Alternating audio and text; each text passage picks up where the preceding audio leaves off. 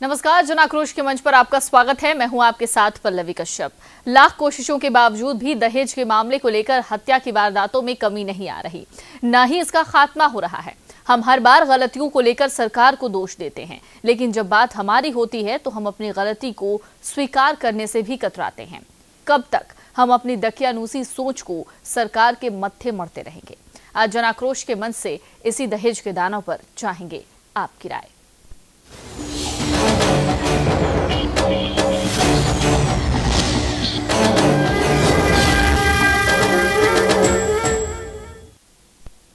बात सिवान की, जहां दहेज की बलिवेदी पर फिर एक बहू को चढ़ा दिया गया। इस मामले में आरोपी सास और ससुर को फिलहाल गिरफ्तार कर लिया गया है।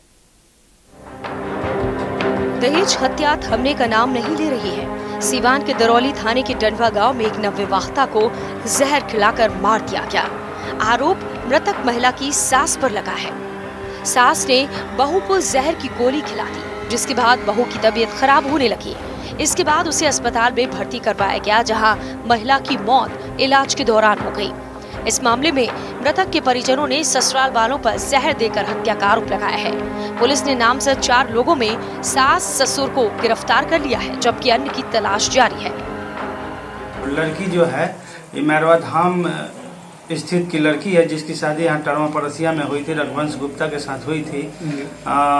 उसको जहर शायद कि उसकी तबीयत, उसकी जहर खाने से मृत्यु हुई। उसके परिजन जो है ससुराल वाले मैरवा ले गए थे क्लिनिक में इलाज कराने के लिए। वहीं पर उसके परिजन भी, लड़की के परिजन माता पिता आ गए और मैरवा थाना को सूचित कर करके उनकी गिरफ्तारी हुई। उनके द्वारा आवेदन दिया गया, आरोप लगाया गया कि इनकी बेटी को जहर देकर के हत्या कर दिया गया है और बचने के लिए क्लिनिक में दिखाया जा रहा है। दहेज हत्या एक अभिशाप की तरह है। दहेज के लालची भेड़िए चंद पैसों की खातिर बहू की हत्या से जरा भी गुरेज नहीं करते। जरूरत है ऐसे लोगों पर कड़ी कार्रवाई की, साथ ही इस दिशा में जागरूकता चलाने की। न्यूज इंडिया के लिए सिवान से विजय राज की रिपोर्ट। तो इसी मसले पर आप अपनी राय हमें दे सकते हैं। फोन लाइंस लगातार खुली रहेंगी। राय आप हमें नंबर्स पर दे सकते हैं, जो नंबर हम थोड़ी देर में आपके सामने फ्लैश करेंगे। आप बता सकते हैं कि क्या हम अपनी सोच नहीं बदल सकते, क्योंकि जिस तरह से हमारी सोच आज के बदलते ज़माने में है, क्या वो सोच आगे आने वाले दिनों के लिए कारगर साबित होगी? क्यों आखिरकार कोई लड़की दहेज के नाम पर बलि चढ़ा दी जाती है? आज़ाद भारत की ये सोच गुलाम क्यों है? आप हमें कॉल कर सकते हैं, अपनी राय दे सकते हैं। आखिरकार इसका जिम्मेदार कौन है? लड़कियां जब अपने माता पिता के घर को छोड़कर एक दूसरे घर में जाती हैं, उस दौरान उसकी सुरक्षा का सवाल बनता है। लेकिन वहां भी अगर दहेज के दानव उससे उसकी बलि ले लेंगे तो सवाल कहीं ना कहीं सोच पर आती है। आप हमें कॉल कर सकते हैं, अपनी राय दे सकते हैं। उन लोगों से भी मैं राय जानना चाहूंगी जिनकी खुद की बेटियां हैं, जो ये चाहते हैं कि जब वो अपनी बेटियों की शादी करें तो इस तरीके की वारदात उनकी बेटियों के साथ कभी ना हो, और समाज को किस तरह से सुधारने की जरूरत है। आप हमें कॉल कर सकते हैं, अपनी राय दे सकते हैं। रामेश्वर प्रसाद जी इस वक्त पटना से हमारे साथ हैं। रामेश्वर जी, कहिए, क्या कहना चाहेंगे आप?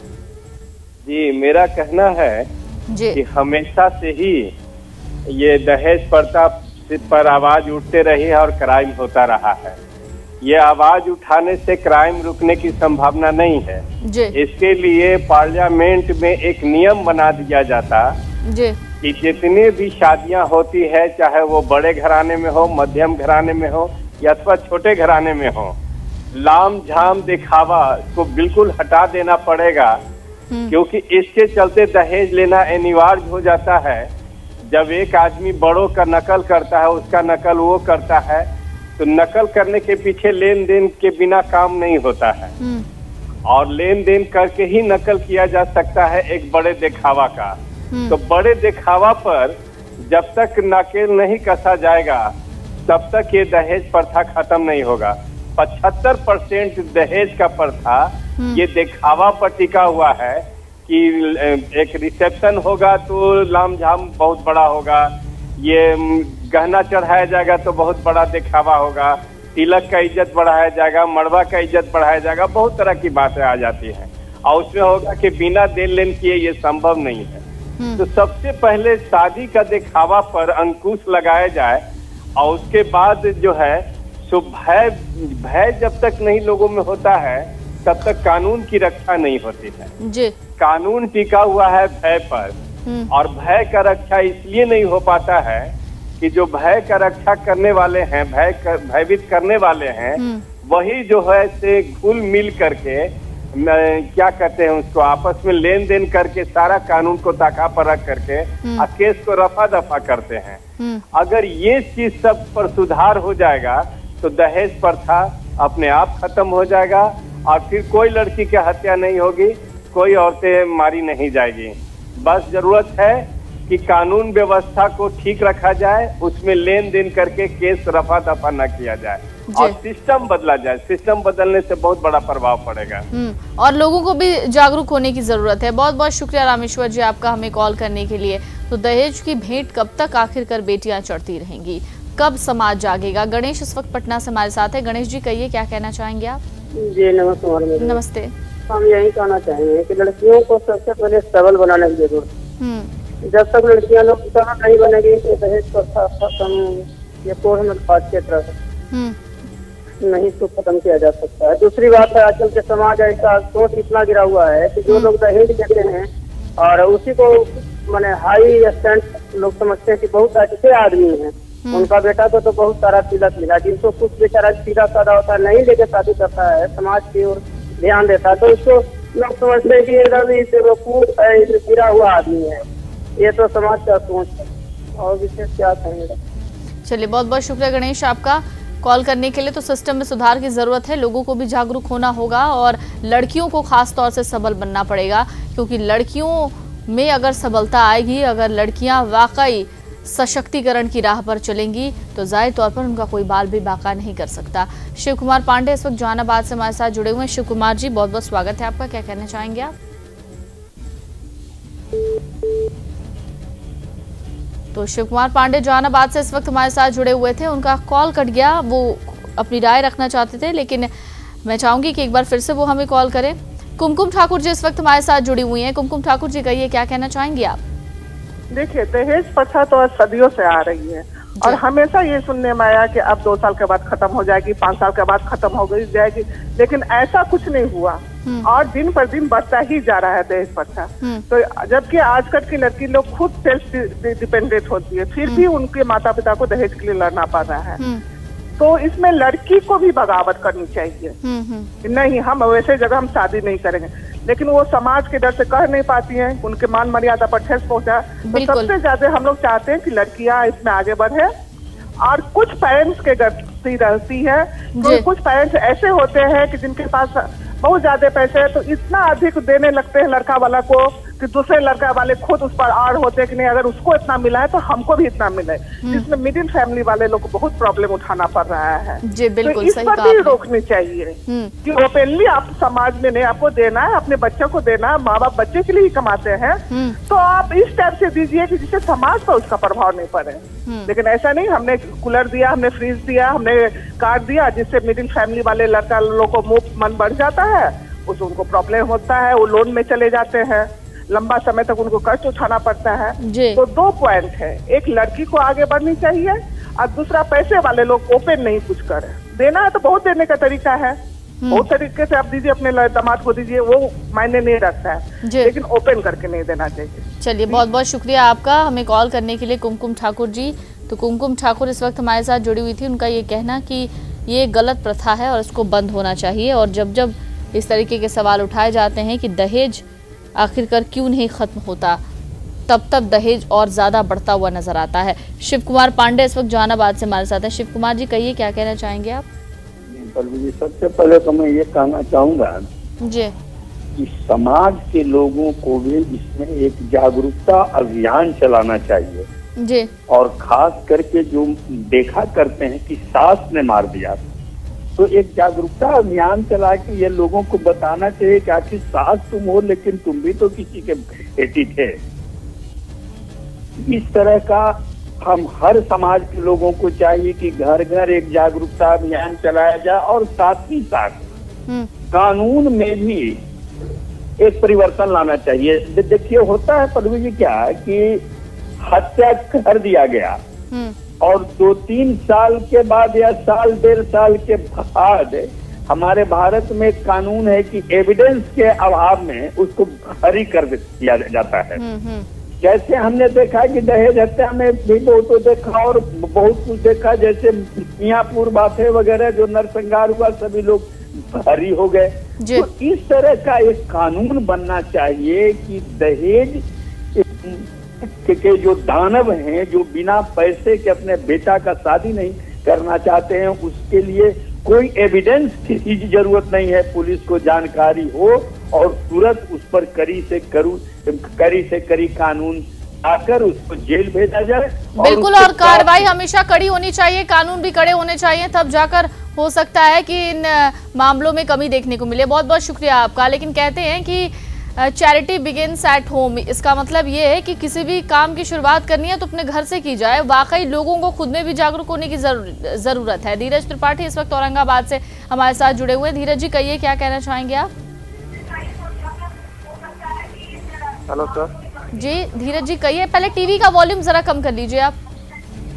दहेज प्रथा पर इस पर रोक लग जाए तो अच्छा रहेगा। चलिए, बहुत बहुत शुक्रिया आपका हमें कॉल करने के लिए। तो नीरज त्रिपाठी इस वक्त हमारे साथ औरंगाबाद से जुड़े हुए थे। उनका ये कहना कि अगर दहेज पर रोक लग जाए, अगर दहेज लेने देने की प्रथा ही खत्म हो जाए तो हो सकता है कि ऐसे मामले सामने नहीं आएंगे। लेकिन सवाल ये उठता है कि शुरुआत कहाँ से हो, कौन जागेगा? समाज जागेगा या कानून जागेगा? कानून अपना काम कर रहा है, लेकिन समाज को भी कहीं ना कहीं जागने की जरूरत है। आज बदलते जमाने के साथ साथ जब हमारा पहनावा बदल रहा है, जब हमारा खान पान बदल रहा है, जब हमारे रहने का तरीका बदल रहा है, तो हमारी सोच क्यों नहीं बदल रही? सबसे ज्यादा ऐसे मामले ग्रामीण इलाकों में ही देखने को मिलते हैं, जहां पर दहेज के चंद रकम के लिए नवविवाहिता को या तो जला दिया जाता है या फिर जहर देकर मौत के घाट उतार दिया जाता है। हालांकि इन मामलों में कब तक सख्त कानून बनेंगे, ये बड़ा सवाल है। क्या ये आजाद भारत की गुलाम सोच नहीं है? आखिरकार कौन इसका जिम्मेदार है? आप हमें कॉल कर सकते हैं, अपनी राय दे सकते हैं। वो भी कॉल कर सकते हैं जो जिनकी बेटियां हैं और जो अपनी बेटियों के बारे में ये सोच रहे हैं कि उसकी शादी किसी अच्छे घर में करनी है और वो दहेज के लिए परेशान है। तो क्या आपको अपने घर से ये आवाज बुलंद नहीं करनी चाहिए? आप हमें कॉल कर सकते हैं, अपनी राय दे सकते हैं। नंबर लगातार टीवी स्क्रीन पर फ्लैश किए जा रहे हैं।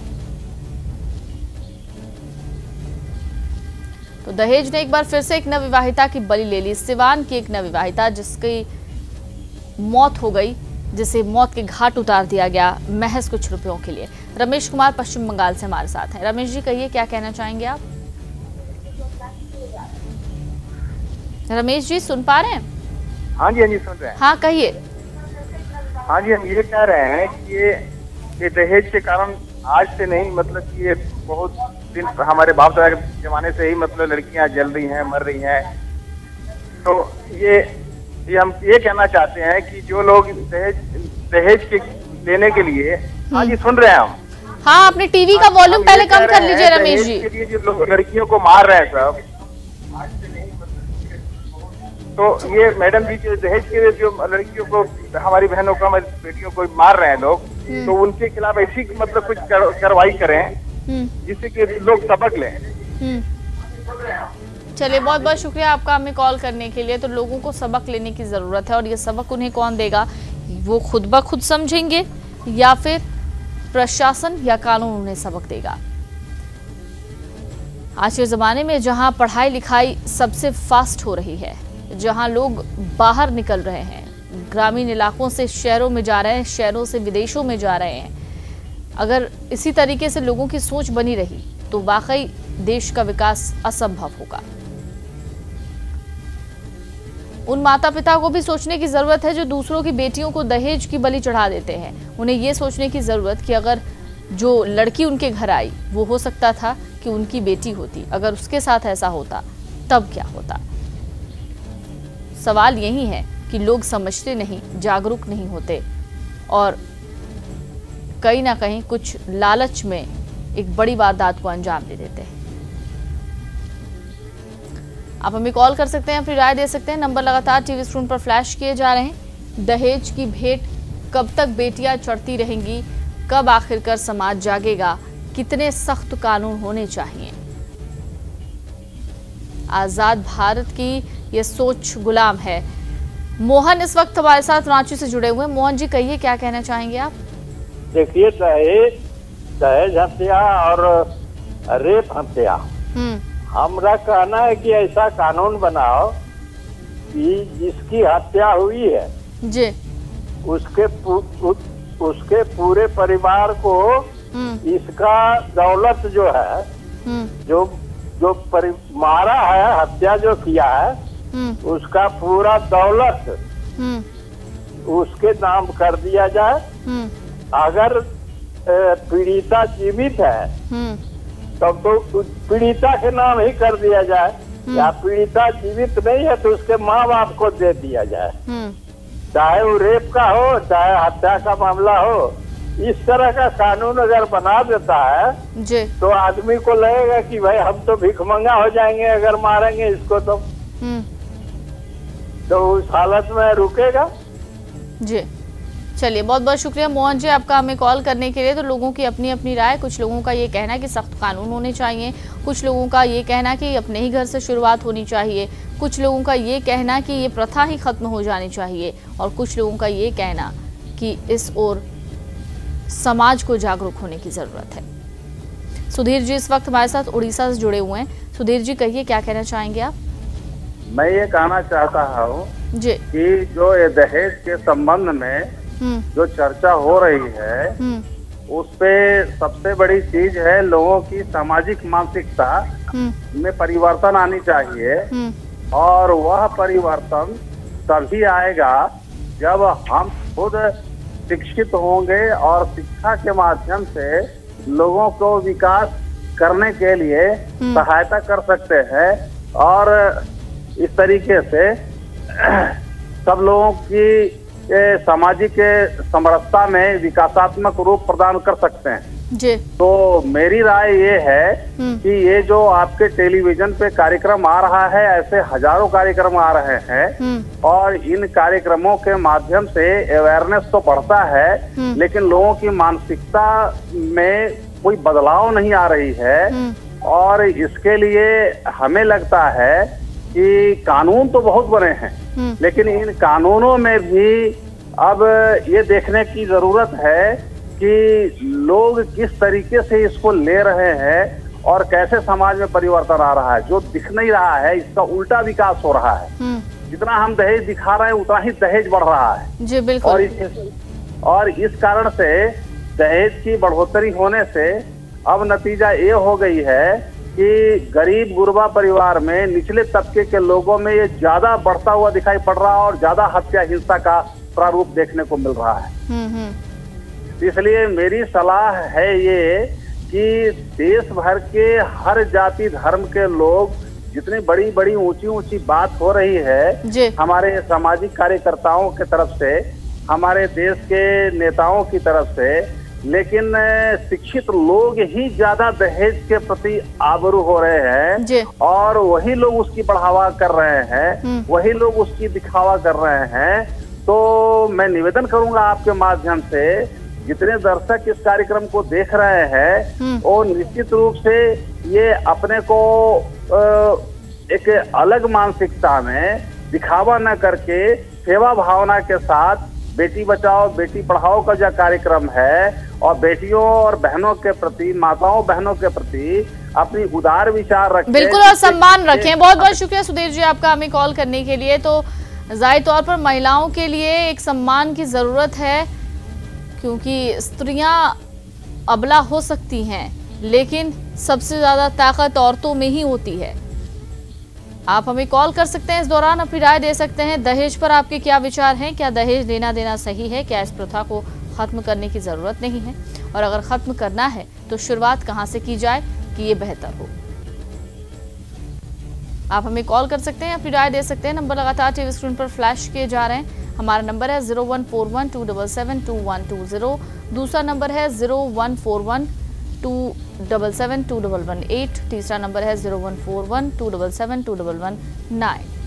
इस नंबर्स पर आप कॉल कर सकते हैं और अपनी राय दे सकते हैं कि समाज को जागरूक होने की ज़रूरत है या नहीं, दहेज प्रथा खत्म करना चाहिए या नहीं, और दहेज दानव जो हैं उनके खिलाफ क्या कार्रवाई करनी चाहिए। लगातार ऐसी खबरें सामने आती रहती हैं जिसमें नवविवाहिताओं को दहेज की बलिवेदी पर चढ़ा दिया जाता है। और ऐसी तस्वीरें कहीं ना कहीं लोगों को सोचने पर मजबूर करती हैं। दीप ठाकुर इस वक्त हमारे साथ पटना से जुड़े हुए हैं। दीप ठाकुर जी, कहिए, क्या कहना चाहेंगे आप? मैं यही कहना चाहता हूँ कि ये दहेज पे जो बिहार सरकार की जो नीतियां हैं, हम उनसे बिल्कुल संतुष्ट नहीं है, क्योंकि जहाँ के लोग शराबबंदी भी किए हैं और ये क्या बोलते हैं दहेज के लिए कर रहे हैं, ये लेने वाले भी। चलिए, आपकी आवाज। जी दीप ठाकुर जी। दहेज लेने वाले भी जो होते हैं सत्ता, यानी कि जो भी रहते हैं नेता, पॉलिटिशियन, या कहीं ना कहीं हाई रोड तो करते ही हैं, लेते ही हैं, बढ़ावा भी तो देने वाले वही है। दिखावा करने से नहीं ना होगा, इसलिए सख्त कदम होना चाहिए।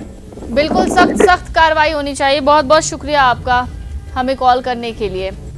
तो दीप ठाकुर पटना से इस वक्त हमारे साथ जुड़े हुए थे। उनका कहना कि दहेज लेने देने वाले लोगों के खिलाफ सख्त कार्रवाई होनी चाहिए। और ऐसे मामले कहीं ना कहीं सबसे ज्यादा ग्रामीण इलाकों में देखने को मिलते हैं। श्वेता दानापुर से हमारे साथ जुड़ी हुई हैं। श्वेता, कहिए, क्या कहना चाहेंगी आप?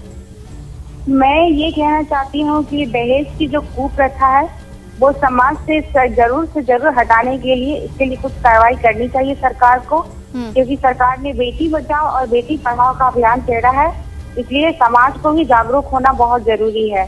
मैं भी एक पीड़िता हूँ और मेरे सरकार से ये निवेदन है जी, वो हटाने के लिए बहुत जरूरी है। सरकार को इसके लिए सख्त से सख्त कदम उठाने चाहिए। चलिए, बहुत बहुत शुक्रिया श्वेता आपका हमें कॉल करने के लिए और अपनी पर्सनल लाइफ को इस तरह से शेयर करने के लिए, क्योंकि जब महिलाएं आगे आएंगी, जब महिलाओं में ताकत होगी, तब जाकर ये देश बदल सकता है। और इस देश को बदलने के लिए महिला सशक्तिकरण जैसे कई कानून बनाए जाने चाहिए और महिलाओं को हर क्षेत्र में भागीदारी दी जानी चाहिए।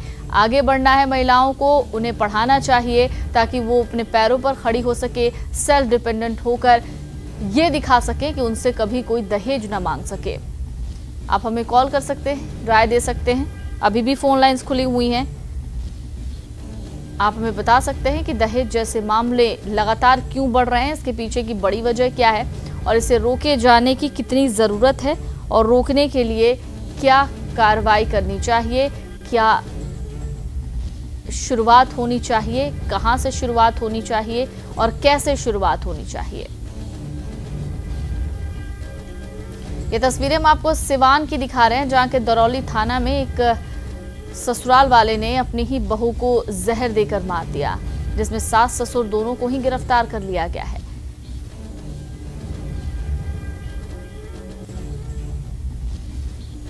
दहेज का दायरा बढ़ता जा रहा है, जहां एक समय में रुपयों की जितनी हैसियत थी उन हैसियत से ही दहेज मांगा जाता था, लेकिन आज जब रुपयों की हैसियत बढ़ गई है, जब रुपया बढ़ चुका है, तो ऐसे में उससे कहीं ज्यादा दहेज की डिमांड की जाती है। तो ये सोचने की जरूरत, समाज को जागरूक होने की जरूरत कि दहेज रूपी दानव से कैसे निपटा जाए। जनाक्रोश में फिलहाल इतना ही, दीजिए इजाजत, नमस्कार।